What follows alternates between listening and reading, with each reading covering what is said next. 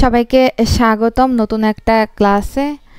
আজকের ক্লাসটা হচ্ছে তাদের জন্য যারা আপনি ফাইন্যান্স সেকশনে আছেন, তো ওইখানে ওই সেকশনে আপনার অ্যাকাউন্ট রিসিভেবল, অ্যাকাউন্ট পেয়েবল নিয়ে যে প্রবলেম হয়, সে প্রবলেম থেকে আজকে আমরা এইটার মধ্যে থেকে কীভাবে ড্যাশবোর্ড মেকিং করব, কোনখানে কোন ক্যাটাগরিতে কিভাবে কাজ করলে সুবিধা হয়, সব বিষয়গুলো নিয়ে আজকে আলোচনা করব।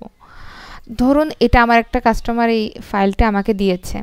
কাস্টমার এখানে ইনভয়েস ডেট, কাস্টমারের details, payment term, sales, outstanding balance এটা দেওয়া আছে।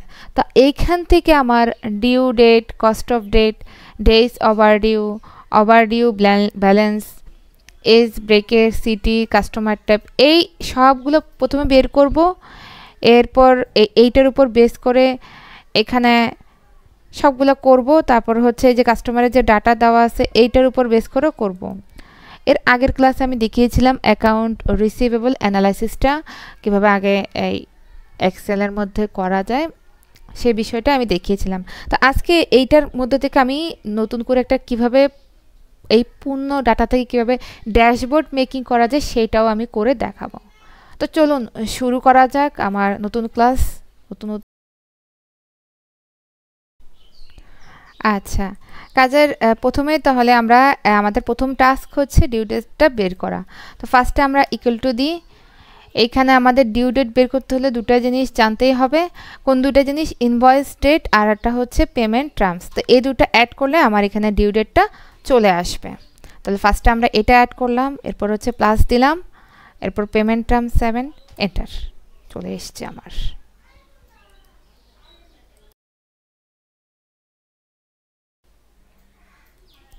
আচ্ছা, এখানে তো আমরা ডিউ ডেটটা বের করলাম। এখন আমি এখানে ডাবল ক্লিক করে অলটা আমি বের করে নিলাম। আচ্ছা, এরপর আসি কস্ট অফ ডেট।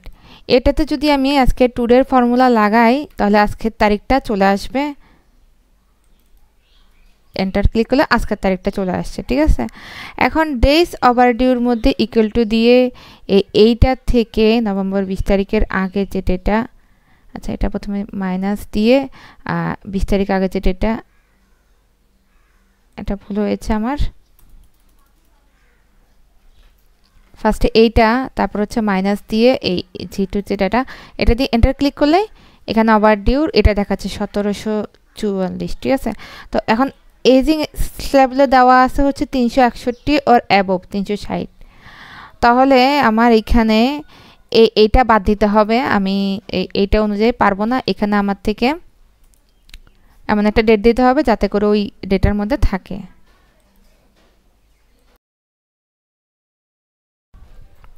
আচ্ছা, তো এখানে খেয়াল করেন, এখন এখানে একটা ডেট দিচ্ছি, যেহেতু এটা 20 সাল আমার এখানে দেওয়া আছে, 2 মাস সাথে নিয়ে আমি 21 সাল দিচ্ছি। তাহলে 31শে জানুয়ারি 21 এটা দিলাম। এখন এটা তো আমার এই সবগুলো ডেটেই দিব, কেননা ওই অনুযায়ী আমার এখানে এজিং যে স্ল্যাব যেটা আছে এটা ফিল আপ করার জন্য এখানে এটা দিতে হবে। তো এটা ফার্স্টে আমি কন্ট্রোল-C দিয়ে কপি করলাম। খুব ভালোভাবে খেয়াল করেন, না খেয়াল করলে কিন্তু কিছুই পারবেন না। এরপর দেখেন কপি করার পরে এইখান থেকে টেনে নিয়ে পুরো নিচে চলে যাচ্ছি শেষ পর্যন্ত, যতটুকু আমার শেষ ততটুকু এক টানে শক্ত করে ধরে জাতা দিয়ে এখানে আসবেন একদম শেষ লাইন পর্যন্ত। এরপর কন্ট্রোল-P। সবগুলো যেহেতু আমার এক ডেট লাগবে তাই আমি এক ডেট করে নিলাম, ঠিক আছে।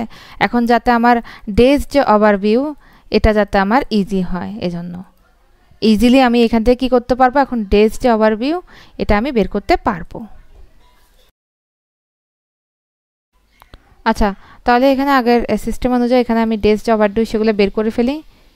এটার থেকে মাইনাস হচ্ছে এইটা, আমার প্রথমটা চলে এসেছে। তো এটার উপর আমি যদি ডাবল ক্লিক করি আমার সবগুলো চলে আসবে, চলে এসছে। এখন মজার বিষয় হচ্ছে দেখেন এখানে মাইনাস কিছু এসেছে, ব্রেকেট দেওয়া যেগুলো, এগুলো ওভারডিউ হয়ে গেছে। আমি যেহেতু এখানে কোনো রুলসটা অ্যাপ্লাই করি নাই, এখন এখানে আমার একটা রুলস অ্যাপ্লাই করতে হবে। আচ্ছা, এইখানে এই সমস্যার কারণে যেগুলো মাইনাস আসছে এগুলোকে আমি একটা ফাংশানে ফেলবো। ফাংশনটা এখানে এখন দিব একটা সূত্রের মধ্যে।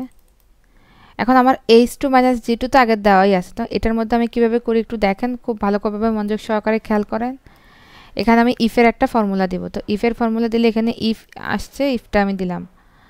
এরপর এটা দেওয়া আছে, তো এটার থেকে কম, যেহেতু এটা লেস দেন 0 দিব, শিফট লেস দেন চিহ্ন প্রেস করার পর 0 দিলাম, এরপর কমা দিলাম। এরপরে হচ্ছে ইনভার্টেড কমা, খুব ভালোভাবে খেয়াল করেন, এইটা হচ্ছে সবচেয়ে গুরুত্বপূর্ণ। এই ফর্মুলাটার মধ্যে যদি ইনভার্টেড কমাটা ঠিকভাবে না বসে, এই ফর্মুলাটা কাজ করবে না, এটা আপনাকে কেউ বলবেও না। এটা আপনি শিফট প্রেস করে ইনভার্টেড কমা মধ্যে ক্লিক করলে ডাবল যে ইনভার্টেড কমা ওটা আসবে। এরপরে হচ্ছে নট ডিউ আমরা লিখব,